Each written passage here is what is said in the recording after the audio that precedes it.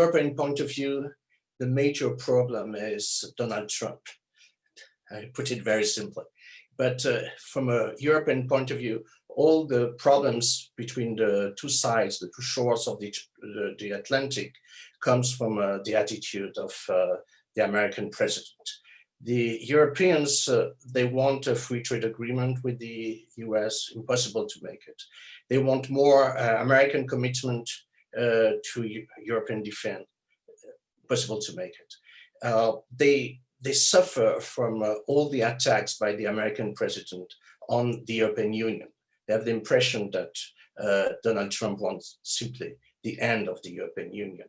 And of course, what they hope, what they pray for is that Joe Biden will win the next elections. It has been said earlier by the first participant, Anne-Lorraine, that so far there are no reasons to be optimistic about the outcome of the elections, but if there's a deep economic and social depression in the US, maybe there will be a slight change, maybe 1-2%, but it could be sufficient in some swing states to make Biden the next president. And Europeans, they simply hope that Joe Biden will be the next president, and that the situation in the terrible relationship between Europe and the US will change. So this is my first point. It's a very obvious one, but sometimes we have to say and to point out very obvious ones. Second point is about Italy. I think this is the major challenge, the most important challenge for Europe and for the stability of Europe. Italy obviously is the weakest link in Europe.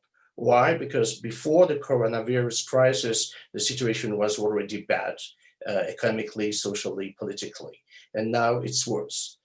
In human terms, health situation was bad and still one of the worst in Europe. But the most important problems are economic and political. Economically, the debt was huge in Italy, and it will be even worse. Level of unemployment was high, it will be even worse. And the most important point is that the far-right parties are very popular. The Lega, the Brothers of Italy, and also Berlusconi's party, Forza Italia, they are roughly at the level of 50% of the intentions of the voters. And they could easily win the next elections. It's the only country in Europe where the situation is so bad from a political point of view. The European Union was created against extremism, far right or far left extremism. But now if far right parties in Italy gain power, it will be a lot of instability in Europe. And it will create tensions within the Eurozone. So therefore, we have all those discussions about solidarity with Italy. And so far, it has not been very good, but the plans are very good.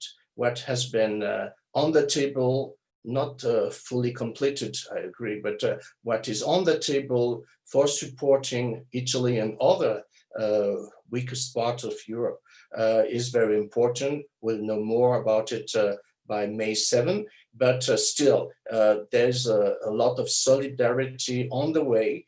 Now the key point is PR, information, how to convince the Italians that without the European Union. So I argue that European institutions will be stronger after the coronavirus, because they will get more money, especially the Commission, money for spending, not for lending.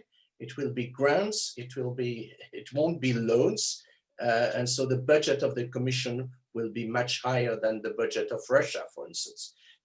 So this is one point people don't see. And also other European institutions will be stronger. So there will be more important interlocutors to the US on trade and financial matters, but clearly not on security and defense matters. Nothing will change, and the European Union will remain a dwarf in those security and defense matters. I will stop here.